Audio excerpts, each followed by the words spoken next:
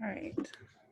For my Zoom people, I'm going to test out a mic real quick. They've given me. Let's see if we can get it to connect.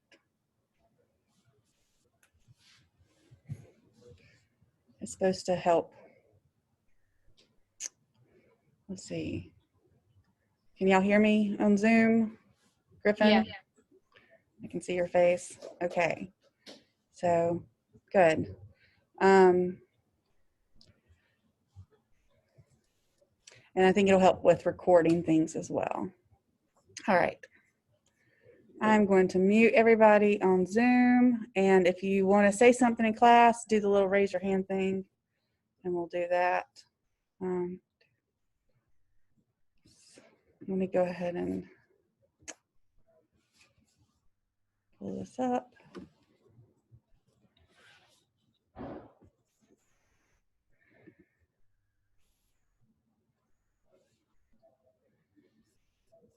All right.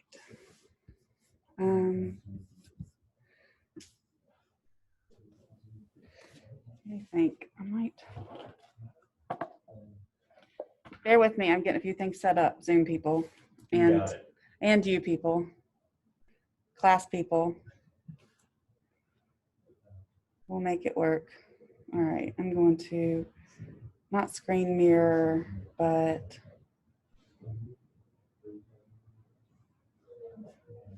dang it. What is it?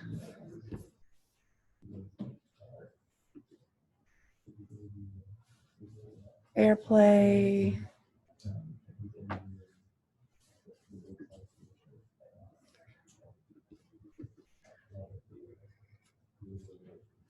Does anybody remember how to set up Sidecar on your iPad? You know what I'm talking about? What? Does anybody know how to set up Sidecar on your iPad? Okay. I should remember this.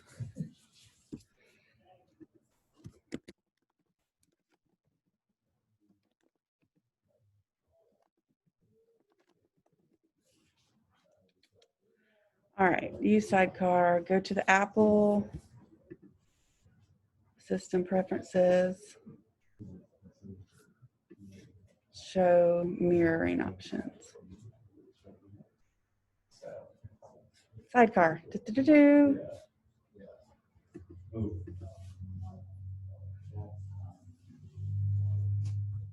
Yes, awesome. Okay. Fancy. I'm going to put Zoom people over here. And then let's see what shows up if I turn this on.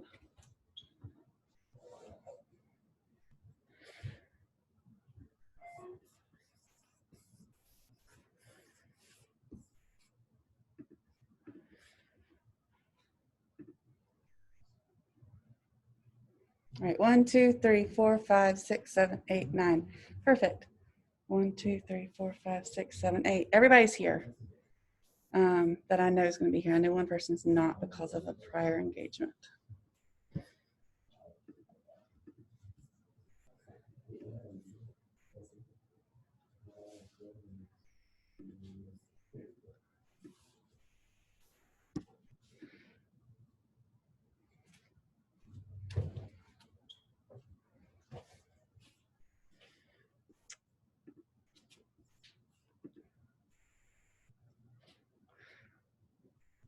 It would help if I would plug this in, wouldn't it?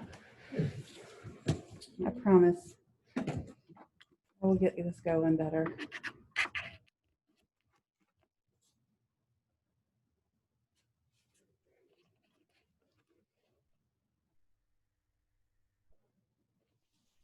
All right. Works, but I lost my Zoom people.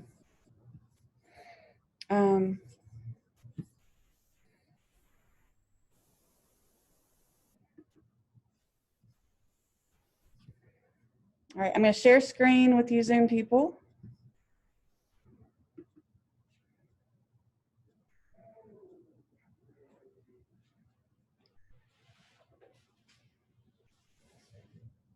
All right.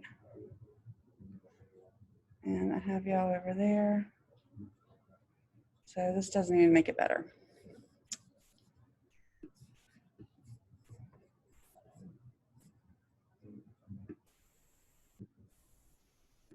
All right, we're gonna go ahead and get started. I have attendance done and this is working and we have our Zoom group and okay, so welcome group A. Y'all are group A, right? To class. Thank you for coming in today. I'll see you again on Monday here and y'all, Zoom people, will Zoom again on Monday, all right? So I'm gonna change this right now because it's not working. But I just wanted to use both days this week that we have in class to kind of get through the introduction parts of the class, and then we'll kind of start our normal schedule next week, where Fridays will be our kind of lab day. Like I said on Wednesday, if you choose to use this lab is reserved for you during this time. If you want to stay at home and use your own computers, that is fine too, all right? So,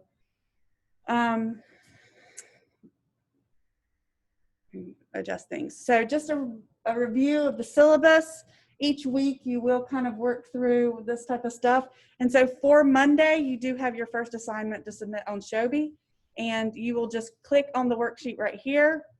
It'll give you the prompt and you can type it up on a Word document and upload that to Shobi, or they do have a typing function in Shobi. You can just type up your response and submit it like that. It's whatever you do best. And so today we are going to have a kind of presentation, lecture-ish type thing, hopefully some discussions on the history and theory of ethics to kind of give us an overview of things that you need to consider as you are writing for this semester, okay? So who in here in this classroom has ever worked for like an online publication, like a school newspaper, or has written for this school newspaper? Anybody here ever written for the news, written for media? What'd you do? Okay, great. Anybody else? All right, so fresh faces for this genre. All right, so we're going to go over a little bit of history of media today, and then kind of talk about the ethics of what to cover, how to cover, and so might give you a little bit of insight when you choose topics or how to choose topics and what we're really looking for. So first of all, the history of professional writing. I kind of like this little cartoon because it kind of shows where we've been and maybe where we are with the attention span of your readers. So, you know, we have our first written word, people carved into stone, and now we're back to give it to me in like really less than 146 characters because you lose my attention span by that. And so what has become more important now to get people's attention in media? Headlines, exactly. What are some things people are doing to get people's attention with headlines? Fake or non-relevant.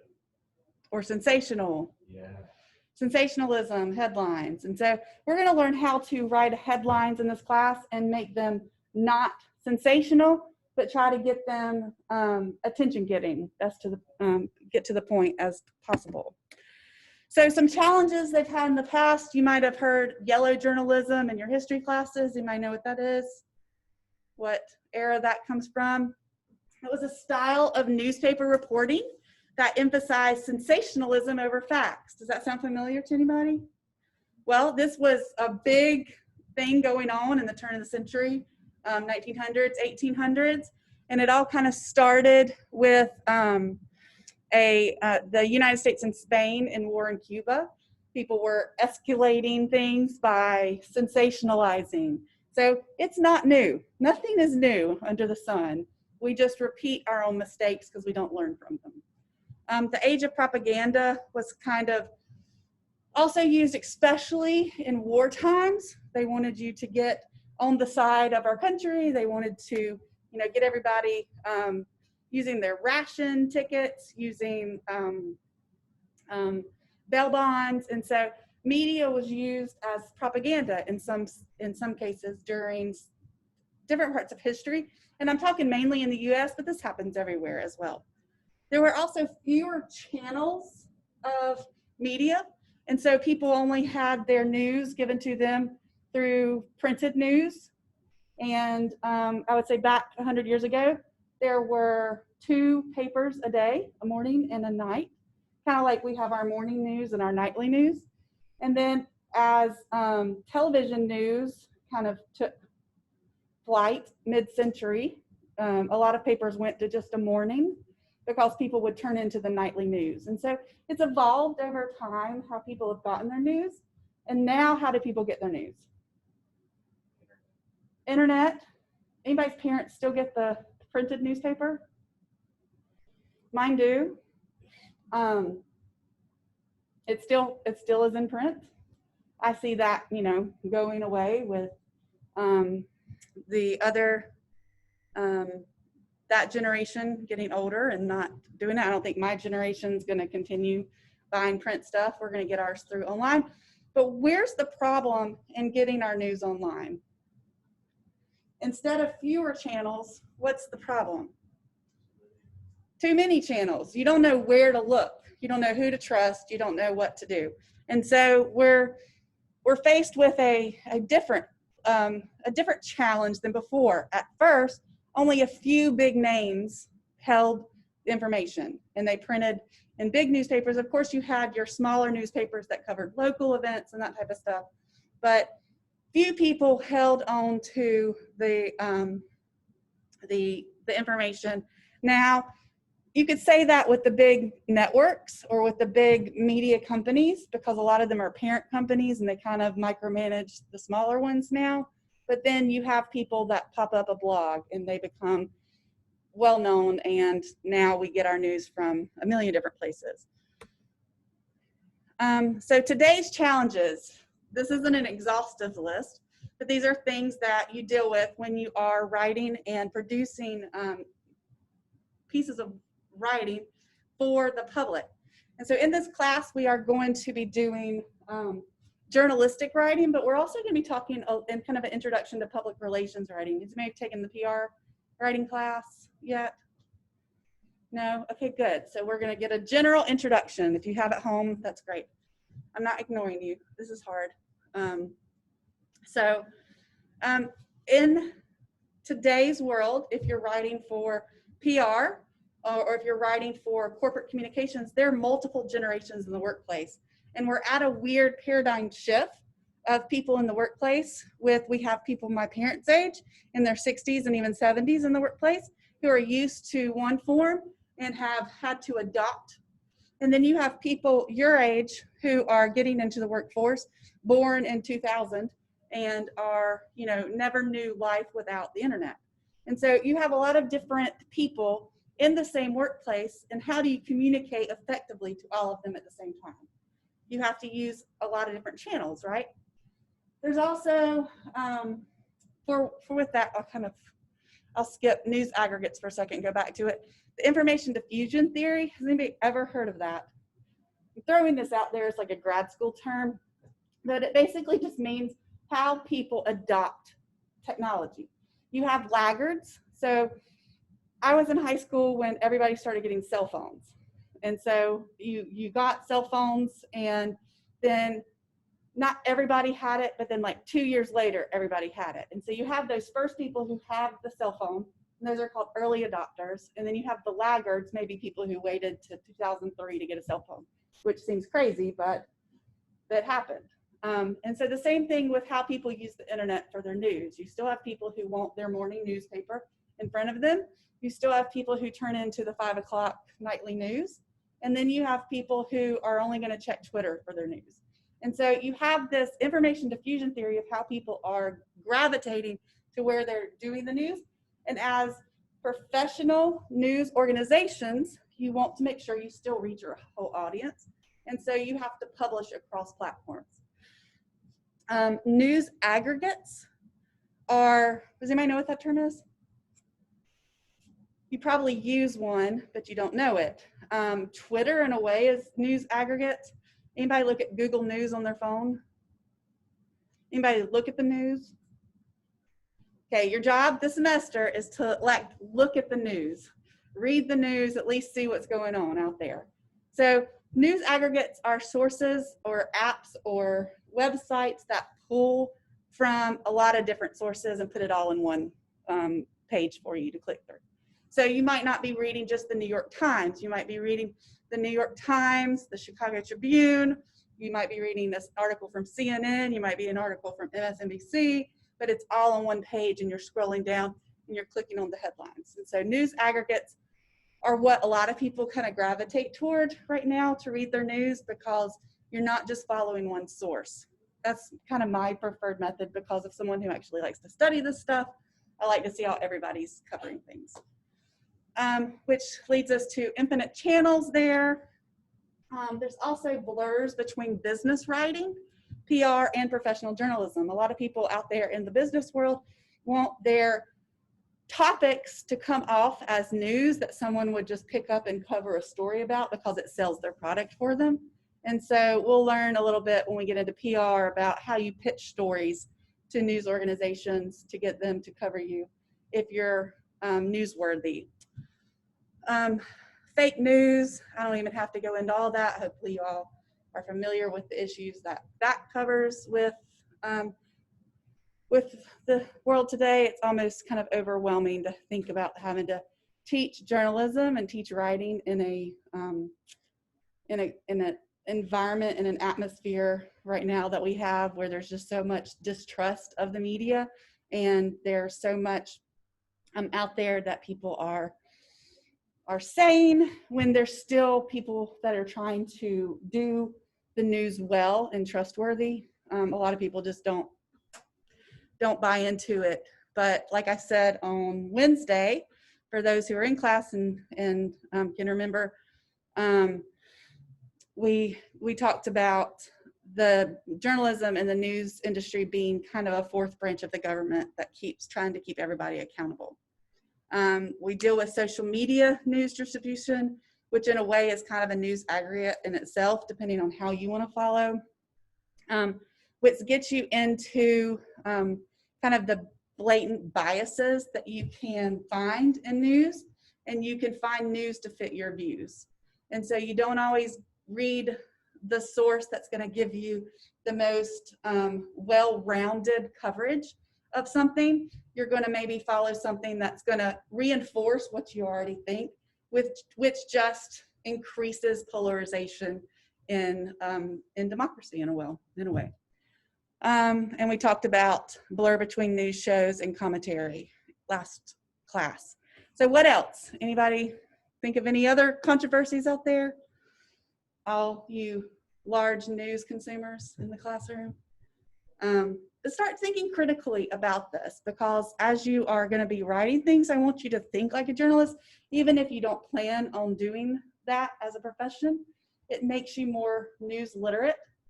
It makes you more aware of what things and how things are covered.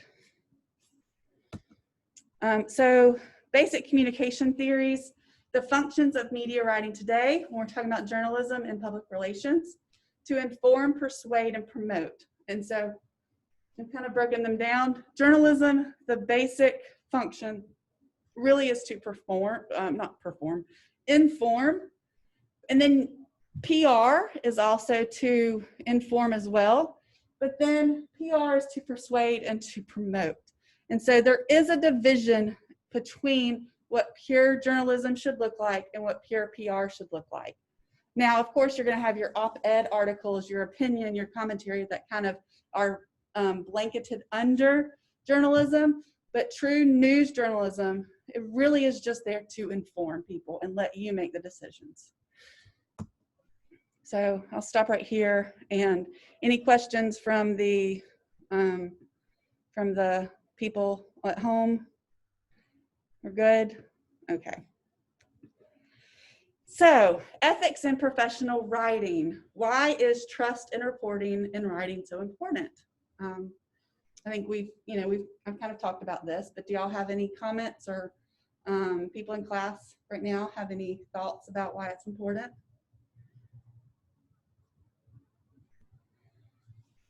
So you can get reliable information. And what do we need that for? Keep up to date with the more reliable. Think about the climate today. I mean, we're dealing with a global pandemic. If people didn't know, or if people didn't have reliable information, could things be even worse than they already are? Yeah, right? And so we do rely on the news to get information out there about what type of things do we follow right now because of this pandemic that we're going through. What are the things we're hoping the news is going to report on? Vaccine, progression in that. What are some other things that you're hoping they're going to cover? The Numbers, cases. cases, where do we get those? Numbers and cases. CDC, maybe even like we've heard other colleges in the area already kind of skyrocket. So numbers that colleges put out, you know, we want to study that to make sure we're making the best decisions as a university. You also want to make sure that you are following best practices information with, you know, wearing a mask, or, you know, at first it wasn't something we did. And then they did studies that showed that it works. And so you do, as a news organization, want to keep up with academic research and medical research that's going out there, because that's going to help people as well. And so these are the things that as a news person, you want to look into to make sure you're covering. And of course, there's a lot of other stuff. What are some examples of businesses or news organizations or even individuals who's lost trust in the public because of bad reporting? Can I think of anybody you've heard of, seen of, willing to admit? CNN. What has made them lose trust in some people? Just the way that they see their views to more liberal side. Okay, so some people may think that with what maybe makes people see that? Are you talking about a news commentary show or actually a news reporting show? And do you see that across the board with maybe different networks as well? Yeah. I don't know. It's fine. This is a conversation that needs to be had with people, because it investigates how people are, how some people see different networks. And so this is what I want you to do as you're in this class and as you're writing. Think critically about what people are choosing. Sometimes they may be reporting the facts, but it's the facts people sometimes choose to report and leave out other ones. So maybe you see things that are left out that should have been reported from one organization versus maybe another organization. And so just reporting the facts doesn't mean you're covering things unbiased. You also can be biased in what you choose to report. And that happens across the board. And so there are some people that lost report. Does anybody remember Brian Williams a few years ago on NBC? What happened to him? Anybody remember? What did he do? Lost him trust in his job. People figured out he lied about a certain event he was on. And so he apparently was not in the helicopter he said he was on. And so they're like, well, I'm not going to trust this man who publicly lied to tell me my 6 o'clock news. And so he lost that. He ended up getting his job back in a different capacity after a while. But there are a lot of things that when you are getting your news from a specific figurehead, you have to have trust in the public. Wait a second. So we're going to watch a video real quick. It kind of briefly discusses core values of journalism. There are about 400 codes of conduct around the world, covering all aspects of journalism. Some of them are very short, some of them are very long. But actually all of them are really focused on 5 key values for journalism. And the first of them is accuracy. I won't say truth because truth is a very long word. It actually gets us into a discussion about really what is true and what is not true. But accuracy is very important. So therefore, the first principle is no deceptive handling of the facts. We work in facts, so fact-based information. Secondly, there's the principle of independence. The work that you do is your own work, but it's not on behalf of anyone else. You're not there to be a spokesman for the government. You're not there to be a representative of a particular business group or a special interest group. You have transparency in what you do so that when you are speaking and dealing with your audience and producing material, you're acting independently as an independent professional. Thirdly, there is the principle of impartiality. That is to say, you recognize that there's more than one side of a story. And very often there's more than 2 sides of the story. And as a journalist, you're responsible for looking and thinking about what are the other sides of this story. Here is one story that's being told, but what are the other opinions that I need to bring in to make the story whole? And then fourthly, there's the question of humanity. As a journalist, you're expected to show humanity. And what I mean by that is you're expected to be aware of the consequences of what you publish and what you broadcast. So you have to be aware that sometimes the words you use, the pictures you show can do damage. They can be harmful to people. It's not the job of a journalist to do undue harm. It's our job to protect people. And it's very important that when we are in reporting, we don't indulge in hate speech. We don't show obscene images. We don't show unnecessarily explicit images of violence and so on, because we are part of a humanitarian process, and that's what journalism should be. So humanity is a very important part of it. And fifthly is the issue of accountability. It's the one that's probably most difficult for journalists, and that's, we're not a humble group. We find it difficult to say sorry and to admit our mistakes, even though we can be lacerating in our criticism of others. But we have to do that. We have to engage with the audience, and we have to correct our mistakes, and we have to be prepared to provide remedies when we get it wrong and do damage. So these principles are pretty straightforward. Accuracy, independence, impartiality, humanity, and accountability. Those are the things that what make journalism different and distinct. All right. Y'all agree with him? I think that's a pretty good summary of what we're looking for in reporting facts, reporting the news, those key points. And so we're going to talk a little bit about ethics in professional writing right now. The difference between morals and ethics. Anybody ever taken a morals and ethics class, a class on philosophy yet?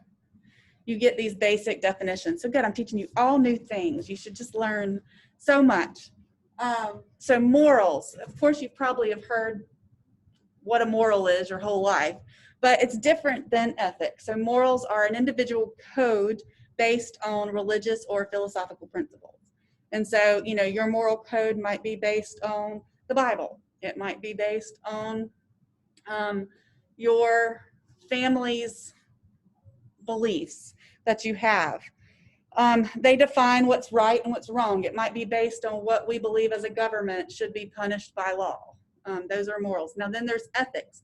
Ethics are more of a rational way of deciding what's good for individuals or society, a way to choose between competing moral principles when there's not necessarily a clear right or wrong. And so morals, we kind of have a clear divide on what's right and wrong. Ethics, sometimes there's gray areas in them. You might have to consider each individual circumstance. And so this happens a lot in journalism. And so we're going to look at a few examples of that. There are laws that govern what people can do and what people should be held accountable for in media. And so these govern media law. I think you can even take the class here, govern the work of reporters, editors, including access to information. And we have, of course, the First Amendment, right, which allows us to do what? Have freedom of the press, freedom to assembly, freedom to protest. There are recording rights. Has anybody ever been on a phone call and someone says this may be recorded? They're required by law to tell you that. If you are going to be interviewing someone for this class, which you are going to be interviewing someone for this class, so there's no if, I do ask you to, use best practices in interviewing, which is always to record. So you're not having to remember everything that you're writing. And so it's just a simple request. Can I record you? And yes, that's good. Copyright law, y'all should all be familiar with that. Copyright law is evolving right now because of the internet and what is able to be policed in that aspect. And so there are some new laws that are even kind of coming into effect right there. There's defamation. What is defamation? Glasses are fogging up. What's defamation?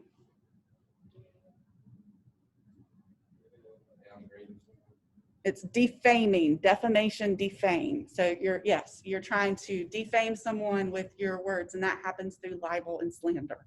So let's look a little bit more about that in just a second. So of course, the First Amendment, Congress shall pass no law respecting an establishment of religion, prohibiting the free exercise thereof, abridging the freedom of speech or press, the right for people to peacefully assemble and petition the government for redress of grievances.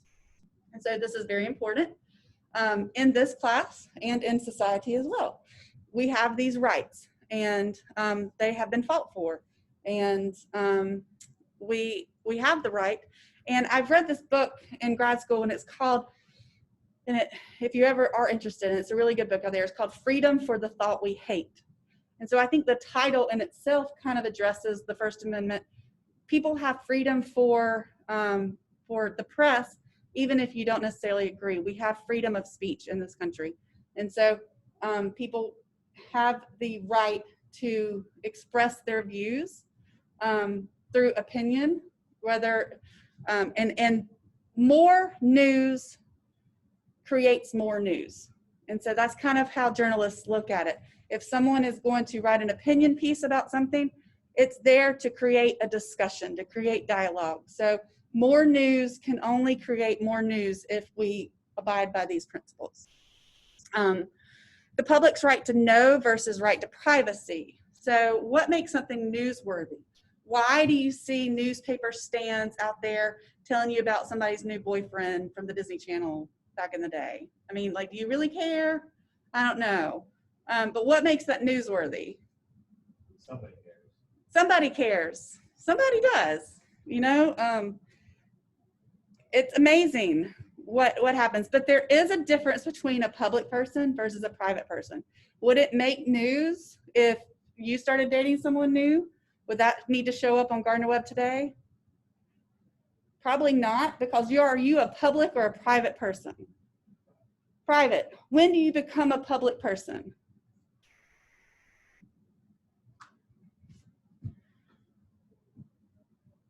Anybody have an idea when you kind of cross that threshold?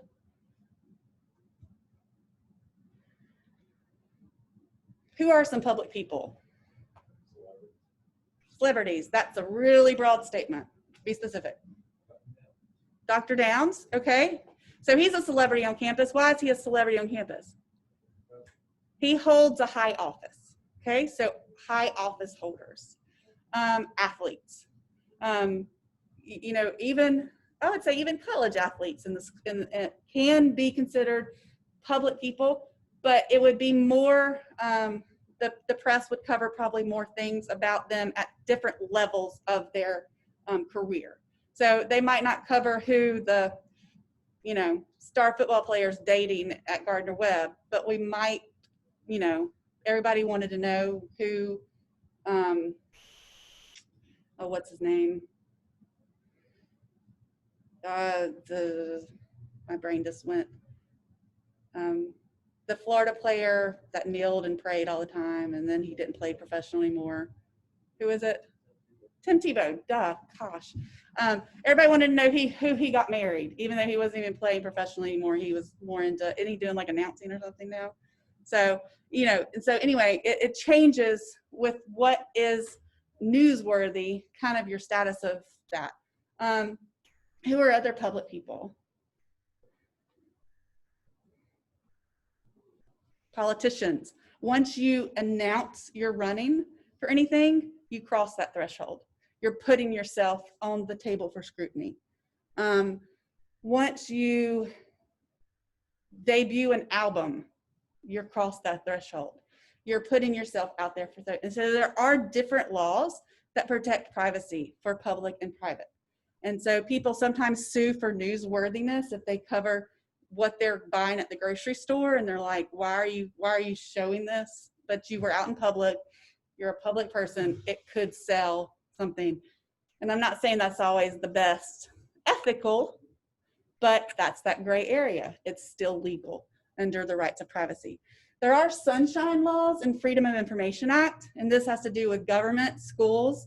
If you are holding a meeting, if you're holding any type of town hall for any type of government institution, be it education, be it actually governmental office, the press has the right to be there. The only thing that they don't have the right to know are meetings about what? You may want to take a guess. One thing they can't get into.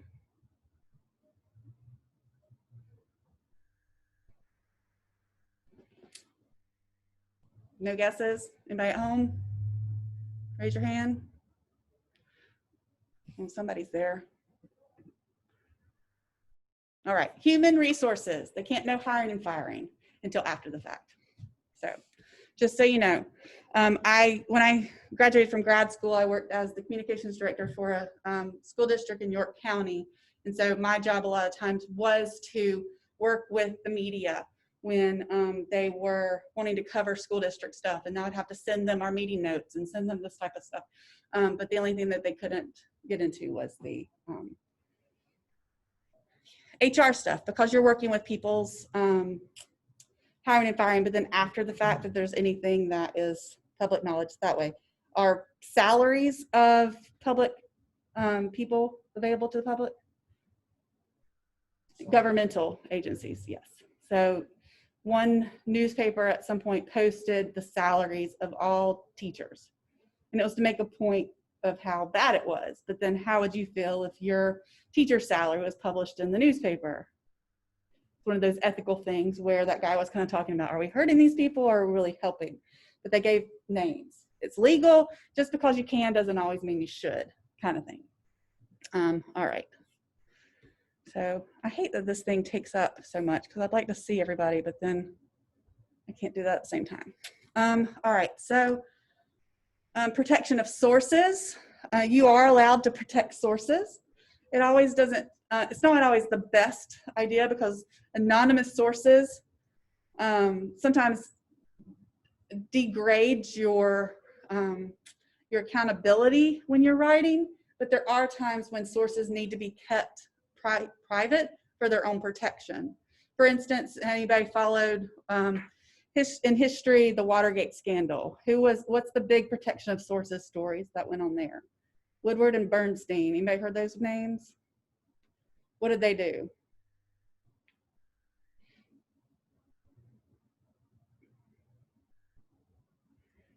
They reported on the corruption of what president?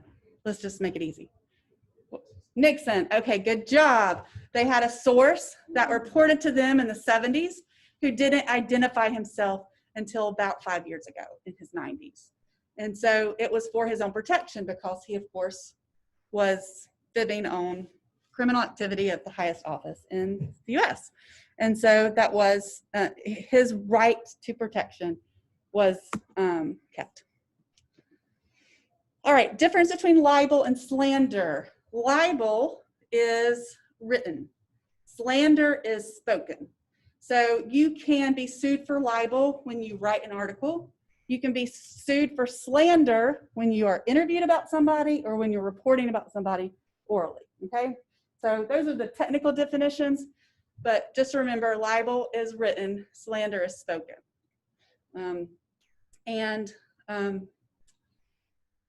You can read that yourself. So 4 things to be proven, for court cases to actually go through and get established, you have to make sure that you can prove 4 different things. One, statements must be false and damage one's reputation for a case to actually come up. And truth is the only defense to the defamation. If it is true and it still hurts you, you don't win. Okay? But these are the 4 things you must have to sue for libel. One is a false statement purporting to be a fact. So if somebody actually says something or writes something that is, they're saying it's true, but it's actually false. A publication or communication of that statement to a third person. So it's not just between like me and you. It has to be in a news outlet of some sort. A fault amounting to at least negligence. So you knew what you were doing. And then damages or some harm caused to the person. Can be damage to the person's reputation, can be damage financially. So those are types of things that you have to prove for that to go to case. And so that's why a lot of these things don't go all the way through, is because it's hard to prove all those things. Sensationalism is also something that you have to think about with ethics. News coverage that panders to audiences with lurid or highly emotional stories. A lot of this has to do with crime, sex, violence, celebrities. So we're talking about who's dating who. You might not care, but a lot of people do. Things that overtly kind of exploit people, sensational topics that are like flashing neon lights, people kind of go to. And these are things that are not seen as the most ethical way to get people's attention, but it does, a lot of people use them more because a lot of people in the industry are there to make money. There's also something you need to consider about, and this is something you even need to consider about when you're covering things for this class, is conflict of interest. When you are covering a topic, you want to make sure that you're not personally involved in it. So if I were asked to go and cover an accident that happened on Main Street, that I found out that my brother was the person who rear-ended the person in front of him, I would have to like recuse myself from that because I'm talking about my brother, right? And so you also want to make sure that you, if I were asking you to cover a club on campus, you don't need to be a member of that club to cover it. So conflict of interest occurs when an individual or organization is involved in multiple interests, one which could be possibly corrupt for the motivation and the act of another. So I'm not thinking that you're gonna, report on club activities and you're gonna ignore corruption, but it leads to that, and you want to excuse yourself from being even thought about with a conflict of interest. So there is an ethical practice, and there is a code of journalism, and these are the things that it kind of covers. Protect and advance the free flow of accurate and truthful information. Foster informed decision-making through open communication. Protect confidential and private information. Promote healthy and fair competition among professionals. Avoid conflicts of interest, and work to strengthen the public's trust in the profession. And you can find the PRSA's Code of Ethics right here through this link. And that's the institution that kind of not governs, but suggests these things. So let me think. What time is it? 42. We'll go into one kind of ethical discussion the last few minutes of class, and we'll just talk about maybe one decision that a newsroom had to make back in the day. So that 2001, y'all are probably either in diapers, maybe still, right? But I'm sure you all are familiar with the, what happened on September 11th, 2001. And when that event happened, it was kind of the beginning, the emergence of 24-hour news cycles, digital news. The internet was still in its toddlerhood, I guess. I think images are being shared a lot. Phones were just getting cameras, so a lot of people were able to take pictures. And of course, there were a lot of photos taken during the catastrophe that happened that day, and from citizen journalists and from professional journalists. One picture that was taken was of a man falling from a building, which ended up on front pages of papers. So let's talk about this. Richard Drew was a professional photographer, and he caught a series of pictures of someone either exiting a building or being exited by force of a building from whatever was happening at that time. They don't know if he jumped or if he was, forced from the building by explosion or whatever. But he photographed this, and this picture ended up on newspapers. And it's been the subject of a lot of ethical discussions in the world of news media since then, because of a lot of different beliefs, whether it should have been shown or it should have been kept private. What are your thoughts about this? So I'm gonna put these people, let's see. If you have thoughts at home, let me know.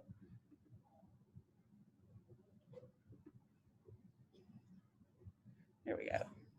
So who thinks that it should have been published? With a show of hands. Who thinks it should not have been published? Show of hands. Who is unsure? Okay, why are you unsure? I don't know, because like it's a powerful image, and like it shows like a whole bunch of like what happened, and like I don't know, but it's also like that's somebody falling off the building. You know? Yeah, we know that these are his last minutes, Yeah. last moments. If not, if he may have already been, deceased at that time. Right. So we don't know. It is kind of it's thought about being unethical. You don't publish pictures of dead bodies a lot of times, especially if you see their faces. If it's like, a far out and you're getting kind of an overview of stuff, then there's iffiness there. Let's see, we have a hand raised here. Let me unmute you. All right. So I can see how like it wouldn't be ethical to show it, but at the same time, like exactly what he says is that it's history and it shows exactly what happened. And I mean, it is an important thing to see that it was that traumatic of an incident, that things like that were happening. And without images like that, we wouldn't be able to see the reality of what it really was. Okay, can y'all hear that a little bit? Okay, so I think you're right, especially knowing, so I'll give away my age a little bit. I was your age. I was in college when this happened. And I remember seeing all these things happening live, like on TV. I was getting ready for my 9:50 class and was watching the Today Show and saw the plane hit live. So, and then I remember vividly the rest of that day. And I remember consuming so much media during that day and seeing people posting pictures and pictures and pictures. And I remember it. I don't need this to remind me, but y'all were like just born, because y'all are at that generation where it was, you're right there. Even if, most of y'all are seniors-ish, so you were alive. And so, or are you some of y'all said you were seniors. No, you are. So at least most of y'all were alive, but hearing your side of the story, images like this are important to show how traumatic things were. So what are some of the reasons you think that it shouldn't be posted? A lot of you raised your hands, it shouldn't be published. What were your main thoughts? I understand there's good reasons for and there's good reasons against. What are some of your thoughts about it not being published?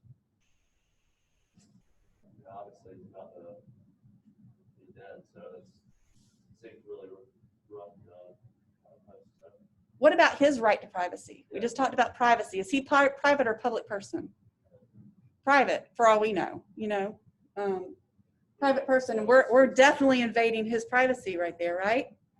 We're also invading the privacy of maybe his wife at home, who maybe hasn't found her husband yet, and this has already been published in the New York Times the next day, And so we're thinking they're uncovering bodies for weeks at a time, and she knew what her husband had on when he left for work that day, and so she then has seen the last few moments. That's hypothetical. That really didn't happen, but you can still think about it in that way.